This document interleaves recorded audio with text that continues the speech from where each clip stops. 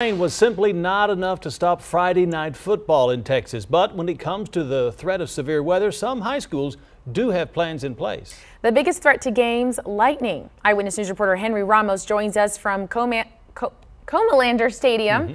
And Henry, how do they keep everyone safe? Well, Jeff and Andrea, it all has to do within the palm of your hands. This technology right at its finest. Northeast ISD has a contract with Earth Networks. It will notify trainers here at the game and administrators if there is a lightning strike within a 10-mile radius. So here's how it works. Executive Director of Athletics Karen Funk says the school district has been keeping a close eye on the weather all day, and this technology with Earth Networks allows the district to be instantly notified of any real weather threat like lightning. Well, the sensors are located at the San Antonio International Airport, and it alerts staff of the threat of lightning within that 10-mile radius of the strike. But what is so unique, though, is that the school district doesn't just use it at its sporting venues. It works for all the campuses.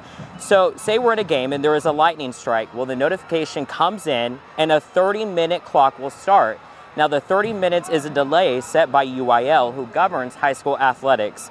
If there is another strike within those 30 minutes, then the clock will reset. We found it to be extremely useful for our district as we gave it to each one of our campuses, both elementary, middle school, and high schools, so that when they're out for PE, when they're having events on their own campus, they get a weather alert that is pertinent just for their area.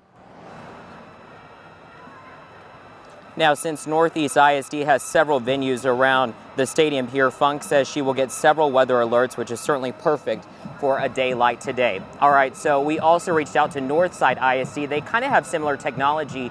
They use a system called ThorGuard at its stadium. And so within the 2 to 3 miles, a siren will go off in the stadium, and then everyone will evacuate, and then they will appear back once it's given the all clear. And then each of its campuses also has its own lightning detection system. I will say, in terms of weather, it was very clear throughout the entire game here at Reagan versus Clemens. And I'm not going to give you the score because you know what? Joe, Evan, and of course Vinny will have all of your Friday Night Football highlights, including this game, just a little bit later in the show. So stay tuned right here at KENS 5. That's the very latest here live on the city's northeast side. Henry Ramos, KENS 5, Eyewitness News.